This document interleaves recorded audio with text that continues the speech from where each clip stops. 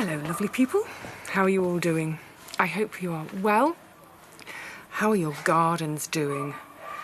Gosh, it's been a bit of a brutal year, hasn't it? Certainly in the UK, I know sort of France, Spain, America, Canada, I think it's just been a bit of a brutal one. I thought, where are we? I think it's about the 10th of August. I thought we'd do a tour. Let's have a see how my garden is doing.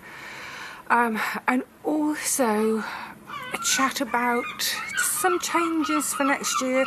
I'm already thinking about next year. Isn't that what us gardeners do? We're at this stage of the season and we're already thinking ahead and thinking, how could I do better? What would work better? What am I not going to do next year? Etc, etc. So I'll talk about some of that too as we go around. Let's get on. Let's see how the garden is doing. Ended the first week of August. Coming into the shade garden, it's a little bit easier now because all the rubble sacks have been moved. The viburnum's had a bit of a trim, as has the jasmine. More of that in a second. But starting at the very top, the foxgloves, look how they've filled out. Wonderful. So you can see a lot of them have got these seed heads on. I've left all the seed heads on because I really want them to self-seed. It looks like some of the ones, that one, and then over at the back, no, which one did I see? That one. The ones that were really scrawny stragglers. Oh, look, that one's putting on a bit of meat as well, a bit of meat on its bones. I think they might be wanting to flower, as this one did. It's a bit late in the season, but anyway, I'm delighted that they seem to be so well established now. I mean, this one is ginormous when you think how stunted they were. A couple of celery in there, and also the heart's tongues ferns over there. Whenever I water this area, I do splash them a bit too. The hosta flowered. The flowers have gone over. Oh, I see a weed. Sorry, can't help myself. Yeah, it's gone over. It had flowers. It was lovely. And what I'm hoping now is, I mean, it got absolutely hammered this year, that it'll get established now, and next year it will fill out this corner somewhat. I'm just noticing lots and lots of little seedlings there. I wonder if that's foxgloves coming. That would be nice. Now, no change here, but I'm hoping there's going to be soon. Obviously, I hacked quite a bit of the bay. This is all new shoots since I hacked it back. I think it was end of April, in order to give me access to all of this, to dig out all the bramble, crocosmia, etc, etc.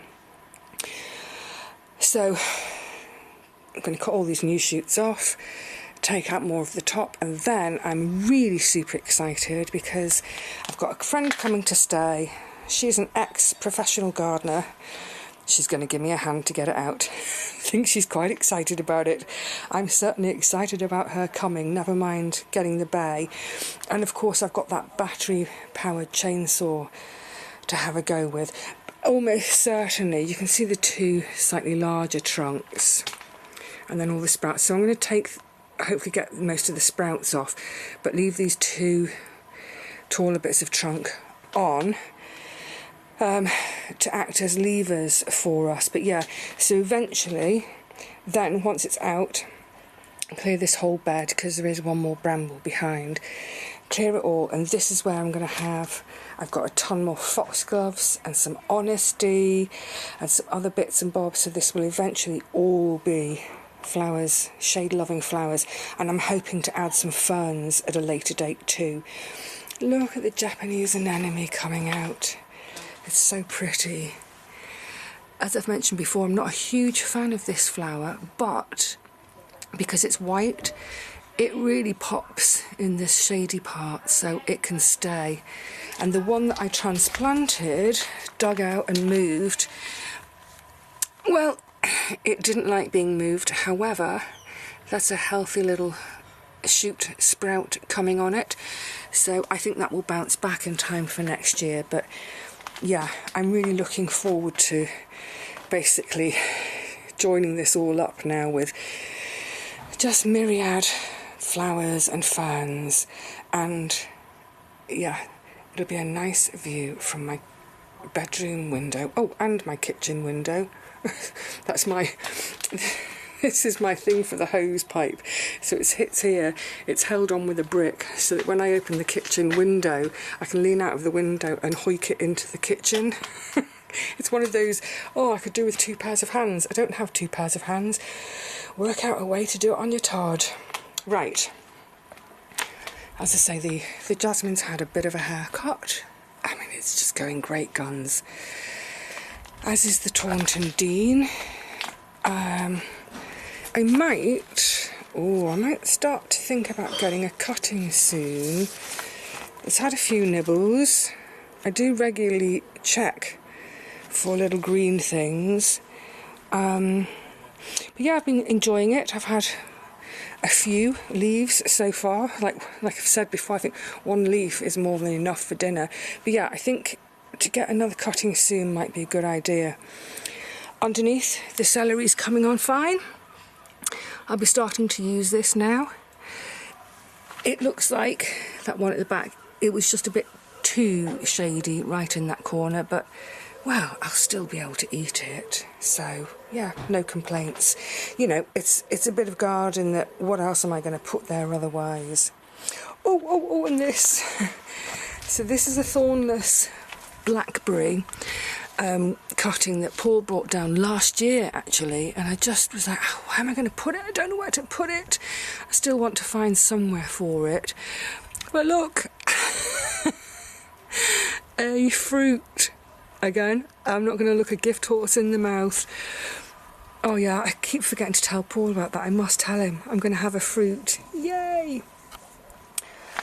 Also going great guns, the Cavallo Nero.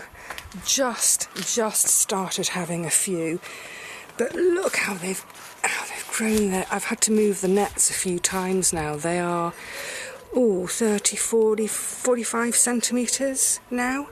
Fantastic. This one got a bit of attack. It seems to have recovered. But yeah, I'm looking forward to the day when I don't see a cabbage white in the garden.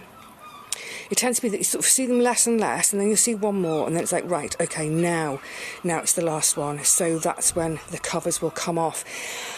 And they might move, and I'll tell you about that in a moment as we go down the garden. The Gigantis.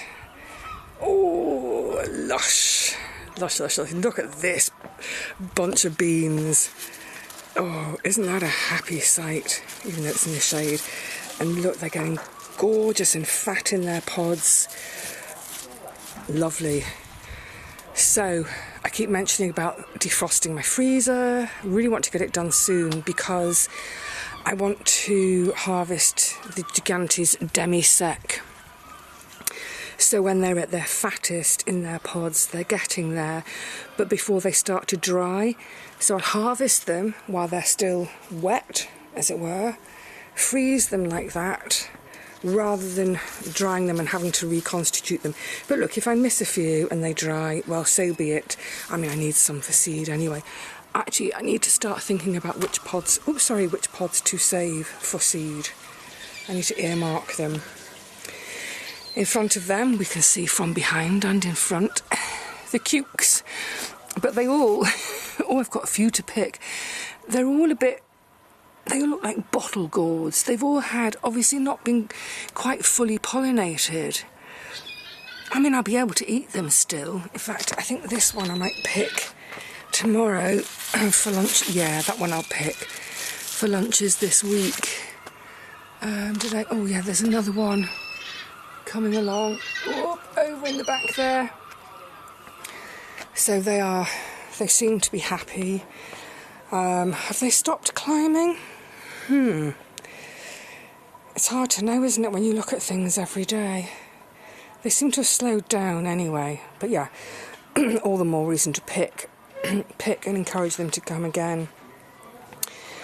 These 2 courgettes, that one's looking a bit mildewy, not surprising with the dry weather. I've had a couple of whoppers from each.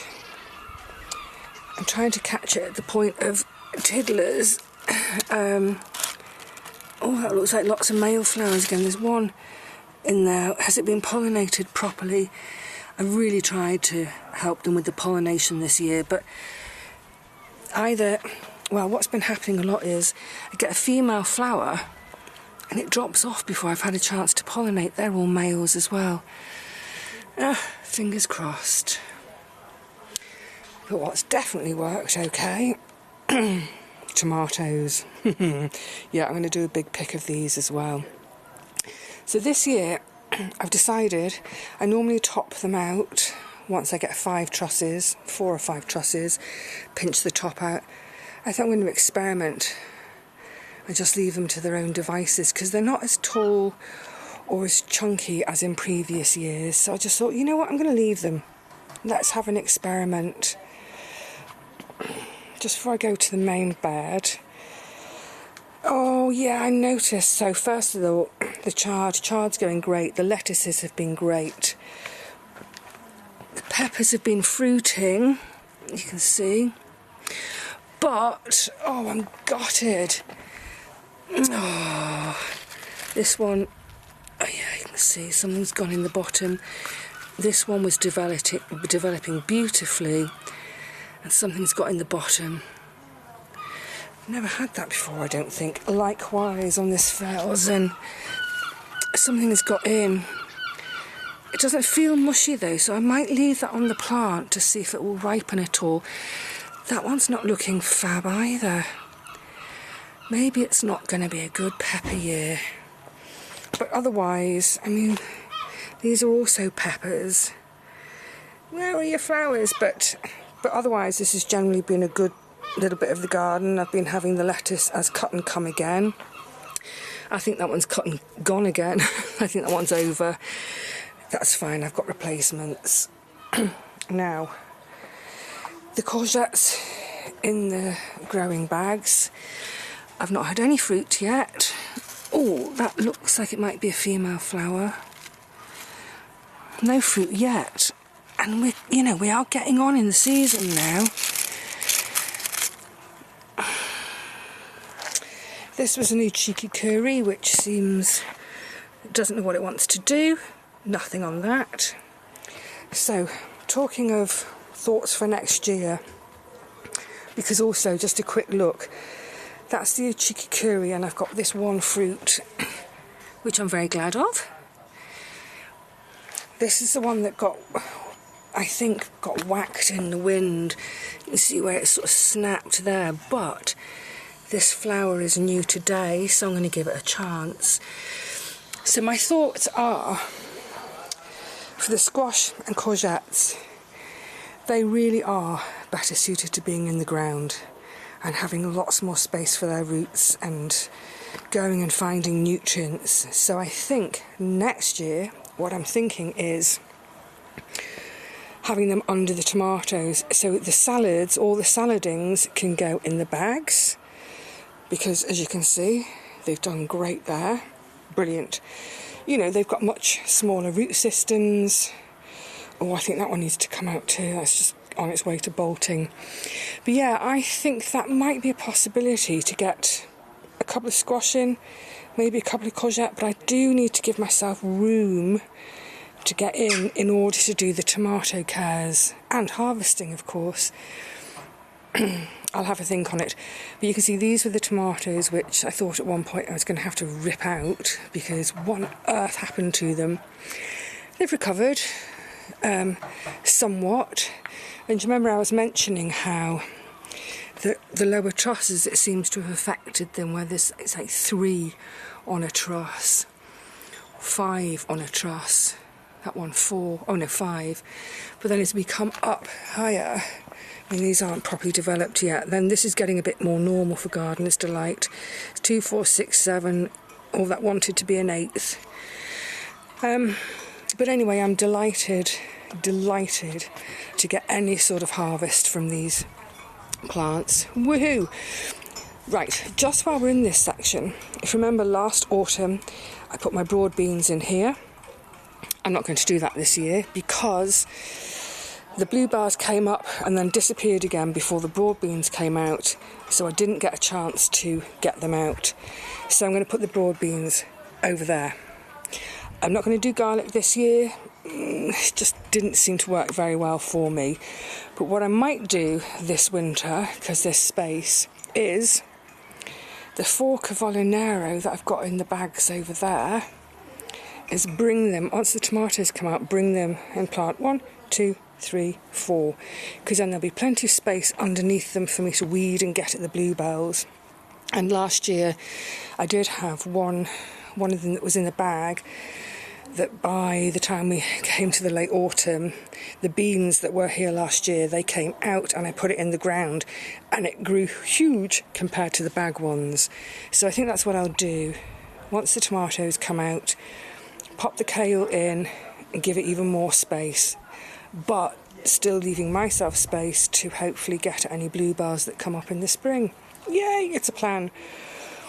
So you saw me the other day putting in some extra lettuces there along the front, and I have sown a few more in there, just another 2 rows of modules, so another 8 little plugs that will be keeping it going. Now these peppers, little fruits developing, little fruits. Remember, these are outside. These are plants generally which you would only grow in a greenhouse or a poly. So to get anything at all, yeah, I'll be pleased. Beautiful colour, aren't they? More gigantes, more gigantes. I don't think these have quite so many pods on them, but they're quite foliaged still, so I can't quite see. But the ones that, ooh, what have I stood on? Hang on, sorry, I'm tripping on a pot. Yeah, the ones I can see the beans are starting to fatten. Yay! Hang on, I've just tipped a pot over. That's better. I was stood in these jasmine cuttings. Still don't know what I'm going to do with them, but they're there for either me or someone. Geraniums are still going strong. Pelargoniums. Oh gosh, this needs deadheading again. The cosmos, so pretty. But yeah, that needs deadheading. Wall tomatoes. Yep. Plenty there. Oh yes, so this one, oopla, the end one, this is the one that kind of died in the top. Where was it? It's kind of hard to tell now. I think it might have been there. No, that's a side shoot. Where did you die in the top? Is it, what, maybe there? Anyway, I let a side shoot develop as the main stem. And, well, it's got one scrawny truss and another scrawny truss. So they might come to something. Something's better than nothing. But yeah, they're all, excuse my phone, they're all looking well enough. Oh dear. Oh my goodness, ignore. Yeah, they're all looking well enough. Some nice sized ones on here. These are quite chunky monkey. Isn't that a beautiful sight though? These lovely, perfect little trusses. Oh, gorgeous. Yeah, cucumber and tomatoes tomorrow for lunches this week. Delish. Right, watch where you're going. I have to be careful with my feet coming out between my squashies. Right, and then finally, I'll come to that in a second. So I had a bit of a tidy up of this corner. So this is some hollyhocks and some honesty. And the honesty had gotten a bit too wet. I didn't realise they were sitting in so much water, so some of them, well, keeled over. The hollyhocks, which were over here, some of them had got a bit dry and keeled over. So I've just sort of amalgamated the two lots, but then hopefully once we can work on that bay tree, get it out, these can go in. The Strelizia, well, some of it went into the pot that the rose had been in, and I think that can stay. That's fine. That's the Agathis pants on. agapanthus. It hasn't really done anything, but at least it hasn't died. And then this is, oh, loads and loads of lovely more foxgloves for the shade garden.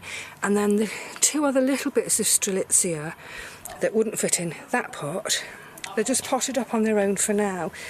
And I'm going to try them in the shade garden too, but in one of the brighter spots of the shade garden, because it's not really a shade plant. But I'll put him in a brighter spot. My leftover Cavallo Nero down here, oh, they look like lace doilies, don't they? This is what happens when you don't put any netting on. However, I'm not in a hurry to chuck them away, because I think they might get bunged in somewhere, and they are pretty tough little plants for coming back. So, you know, give it another month and a half, 2 months maybe, they might start coming back. And again, you know what? If I just get a handful of leaves from each, brilliant. And then the little rose, ooh, careful, the little rose I put in here the other day, it's looking very happy. Oh, I'm going to lean over the end of my bench. It's looking very happy. There's one bud there, and then, whoopla, can you see in there? Another bud. Oh, I think it's happy there. It suits it. So yay. Oh yes, that must have, and oh my goodness, I still haven't, oh, what's over there? That's my pile of washing up that I still haven't done. This, yes, rubble and rubbish. This is waiting to do one. So that's sort of in the process of being organised. And also quite soon something I have to tackle is, can you see what's happening? The ivy is coming back and it's threatening. Oh, that's not ivy. That looks like honeysuckle. Oh, if I've got a honeysuckle down there, I'll try to keep it. It looks like it. Anyway, yeah, this is the huge job for another day. I'm not going to think about it for today. So, oh, let me park my backside, bring you round. Where are we? Where's the light? There we are. So yeah, I mean, it's a mixed bag, but I think considering the stinker of a summer we've had in terms of heat and drought, and considering the size of my garden, a little dinky dot of a garden, I don't think it's too bad. You know, there's food, and there's going to be food for the winter. So yeah, overall, I'm really happy. Disappointed with the squashies and so far the courgettes, but I mean the courgette might pick up, but yeah, the squash, never mind. But otherwise, generally very happy, delighted that the tomatoes came back to life. I love the fact, just looking back down there again, I love the fact that I've got some lovely flowers to plant up in the shade garden once that bay tree is out. Bless you. That would be so nice. That would be so lovely to do, and then by next spring, going into early summer, it should be a riot of flowers in there, which would just be gorgeous. Perseverance. You know, gardening is kind of a long game, isn't it? In terms of the effort to clear a space, to keep working at it, to clear it, but also, you know, in terms of seeding this year for flowers next year. Yeah, it's lovely to think ahead, but it's also lovely to just be in the moment and appreciate what's here right now. And what's here right now are loads and loads of little red orbs of juiciness. Right, I'm off. I'm going to go and grab a cuke and a tomato right now and whip up a bit of an early tea. I'll see you all really soon, lovelies. I hope your gardens are surviving. I know that, you know, some of you in some parts of the world, you don't even have a garden in the summer. It's just too much, too hot. Oh, let's not get people in shock. Yeah, it's too much, it's too hot.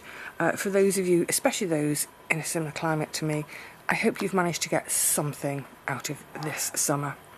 Alright lovelies, until the next one, take care, happy harvesting, cheerio lovelies.